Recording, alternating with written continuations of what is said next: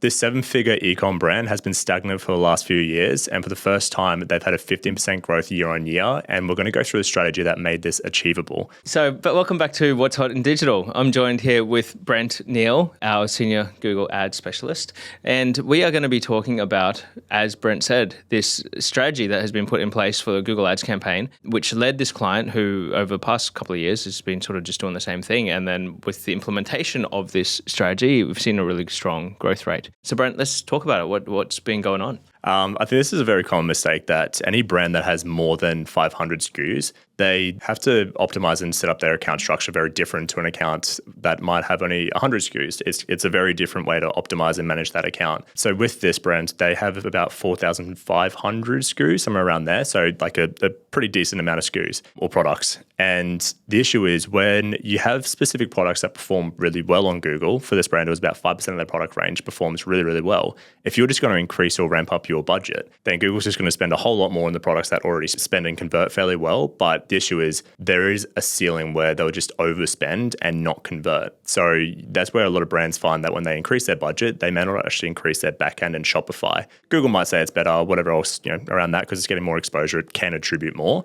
However, in Shopify, you don't grow. So what we've essentially done with this brand is we found out which products aren't getting any exposure at all. And it turns out about 92% of their product range had less than 1,000 impressions over the last 90 days, which is just bad. But the amount that they were spending, like this was a very small percentage compared to the other products that were running, right? Yeah, exactly. So they could easily, be spending hundreds of thousands of dollars a month, and unfortunately, they were capped out in just under $50,000 a month. So not being able to really spend any more than that. So with this strategy, we're able to divert a lot more spend towards products that could perform really well, but they just haven't had the opportunity to do that, which is just enabled us to scale very profitably for the brand. Okay, so let's break it down to the step-by-step process of how we're able to do this. So I guess, you got your shopping feed, you got your shopping campaign. At the top level, you can sort of see the products when you're looking at what the performance is. But how do you actually drill this down and identify, all right, cool, this is what's going on in my account. And then how do you structure it out to allow for the rest of the campaign or rest of the products to actually start getting some spend and getting some exposure and actually start getting some conversions? Yeah, so it's fairly dynamic. What we've done is we built a script on Google Ads, and essentially what that allows us to do is export data from the Google Ad account into wherever we want to send it to, being a Google Sheet for this. And essentially what we've done is for every 90 days, it'll look at the last 90 days performance for every single product. And then we've got different buckets, like performance buckets. So you start with low impressions, so any product that has less than 1,000 impressions. And then you move up to low data, so they have less than 100 clicks. And then as soon as they've got 100 clicks or more, then they'll move into one of three, which is above, average, or below performers. So above is about 20% above the ROAS target. Average is a 20% variance for higher or lower, and then below is 20% lower than the ROAS target. And it just helps us to effectively divert the budget based on which products can handle more spend and which products can't. Okay. And so once you've then identified all those, what does your campaign structure exactly look like? Yeah. So it's all pretty much through PMax feed-only campaigns. So I won't really have like a full build campaign or full build Performance Max targeting this. It's going to be pretty much all shopping or Performance Max feed only, and it'd be one campaign per bucket. If you're spending over $10,000 a month, you can definitely achieve this. Anything less, maybe not as much, but that essentially just allows me to spend more selectively for the products that are performing really well, and then we can reduce the budget on the products that aren't performing as well. In most cases, the products that are actually below index or the non-performers, they do really well if you have a low budget. They just like to spend a lot and don't necessarily bring the results with them. So above an average, they're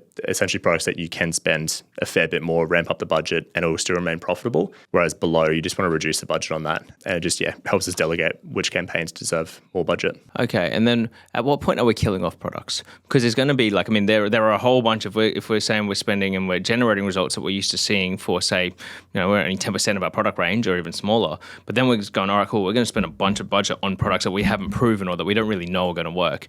Where is our kill point for those products? Because eventually you could end up tanking your results just because the products on there are just not as competitive, not as appealing, or whatever, just not going to perform as well. Yeah. So where do we turn off, and how do we optimize those underperformers? That's where just the normal optimizations come into it. So there's always going to be a manual decision that comes into it. With the products being in the below bucket, if you've got it all set up correctly, you're going to have a higher TROAS. So you're going to have a fairly strong TROAS, which essentially limits Google from spending too much. It'll be very conservative about your spend. which means that if there's any products that just doesn't work, it'll basically get no budget at all. And in which case you can manually pause that off as well. So you can exclude it through Google Merchant Center for the ads only. So it'll just be shown for organic side of things, which means it won't be added back into that loop of your labelizing sort of script. Cool. So I guess the biggest focus here is that the ability to be able to get more exposure to products that potentially could be really good selling products is what's going to make your account more effective, because you're going to be able to get the right products in front of the right people rather than letting Google just go, all right, cool,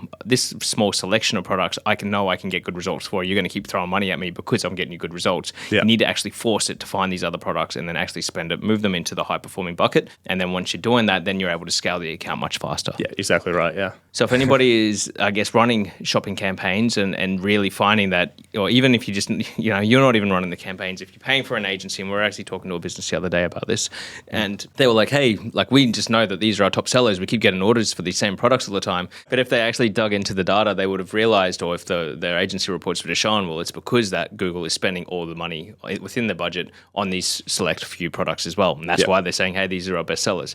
So I think that the focus and the priority is really to be able to get your budget spread as evenly across your product range as possible at the beginning, to be able to then identify some really good products that maybe you may not know are going to sell very well. Yeah, exactly right. So the main idea is just to increase the amount of products that fit in the above an average bucket. And then once you find products that are in the below, just reduce the budget on those. And it's definitely the most profitable strategy that I've run in any Google ad account. Well, thanks, Brent, for sharing this today. It's really positive to hear that this client as well is seeing a really strong uplift within their Google Ads account, and I guess looking at more opportunities now that we've identified this structure to be able to scale it even further. Thanks for everyone who's been listening or watching today on YouTube. We'll be back soon.